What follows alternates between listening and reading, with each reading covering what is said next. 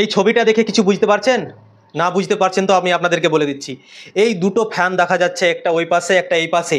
এই দুটো ফ্যান একটা পিচকে শুকানো হচ্ছে। বৃষ্টি হয়েছে, বৃষ্টির জন্য মাঠ শুকাবার জন্য, পিচ শুকাবার জন্য কিছুই নেই, কিন্তু দুদিকে দুটো ফ্যান লাগানো হয়েছে আর পিচকে শুকা হচ্ছে। এটা কোথায় হতে পারে গেস করুন? এটা পাকিস্তানে হয়েছে। বাংলাদেশ আর পাকিস্তানের মধ্যে ম্যাচ ছিল আজকে, কিন্তু বৃষ্টি হয়েছে সেখানে, আর বৃষ্টির জন্য পিচ ভিজে গিয়েছে, আর ভিজার জন্য দুদিকে দুটো ফ্যান লাগানো হয়েছে আর পিচকে শুকানো হচ্ছে। এরকম ঘটনা আপনারা পাকিস্তানি দেখতে পাবেন। এই ছবিটা দেখতে পাচ্ছেন, এই ছবিটা প্রায় 2 বছর আগেকার। 2 বছর আগেও বৃষ্টি হয়েছিল পাকিস্তানের গ্রাউন্ডে, আর সেখানে মাঠ শুকাবার জন্য হেলিকপ্টার নিয়ে আসা হয়েছিল। হেলিকপ্টার দিয়ে পুরো মাঠটাকে শুকানো হচ্ছিল।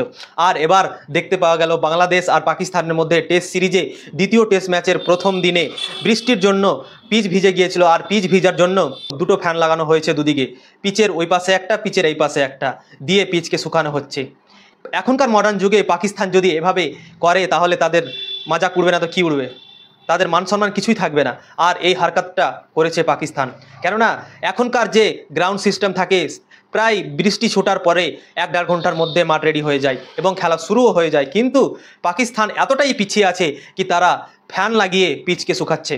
সত্যি আমি দেখে পুরো অবাক। এটা আমার হাসি পাচ্ছে, এই ফ্যান দুটো দেখে। পিচের সামনে রেখেছে এই ফ্যান দুটোকে দেখে, সত্যি আমাকে হাসি লাগছে।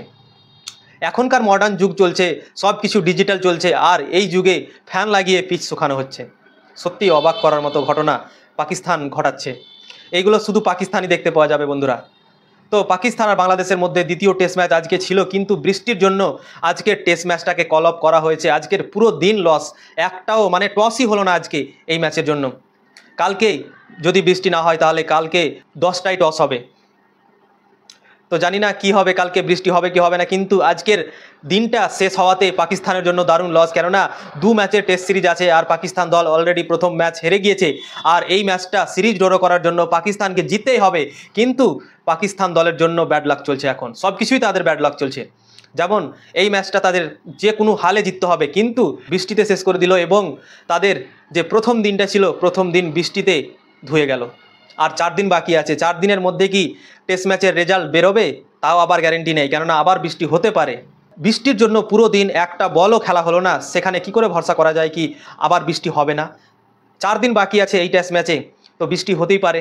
তো পাকিস্তান দলের জন্য কিছু ঠিক হচ্ছে না। প্রায় 2 বছর থেকে পাকিস্তানের যা হাল হয়েছে, সত্যি পাকিস্তান অনেক টেনশনের মধ্যে আছে, এবং পাকিস্তানের গ্রাফ আস্তে আস্তে নিচে চলেই যাচ্ছে, ওপরে ওঠার কোনো নাম কথা নেই। বাবর আজম যে পাকিস্তানের সবথেকে বড় ব্যাটসম্যান, সে রান করতে পারছে না।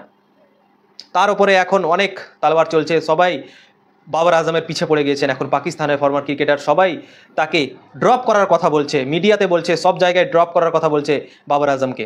কেননা 14 ইনিংস হয়ে গেছে বাবর আজমের, কিন্তু 14 ইনিংস থেকে তার ব্যাট থেকে হাফ সেঞ্চুরি আসেনি। তাই জন্যই বাবর আজমকে নিয়ে অনেক ক্রিটিসাইজ হয়েছে, এবং বাবর আজম একদম আউট অফ ফর্ম হয়ে গেছেন। প্রথম টেস্ট ম্যাচটা যে পিচে খেলা হয়েছিল সেটা একবারে ব্যাটিং পিচ, ফ্ল্যাট ফিট ছিল, কিন্তু বাবর আজম সেই পিচেও রান করতে পারেনি। প্রথম ইনিংসে 0, দ্বিতীয় ইনিংসেও 0 হয়ে যেত যদি কিপিনে ক্যাচ না ছাড়তো লিটল দাস, আর তারপর ক্যাচ ছাড়ার পর 22 রান করেছিলেন। নাহলে দুটো ইনিংসই 0 হতো বাবর আজমের।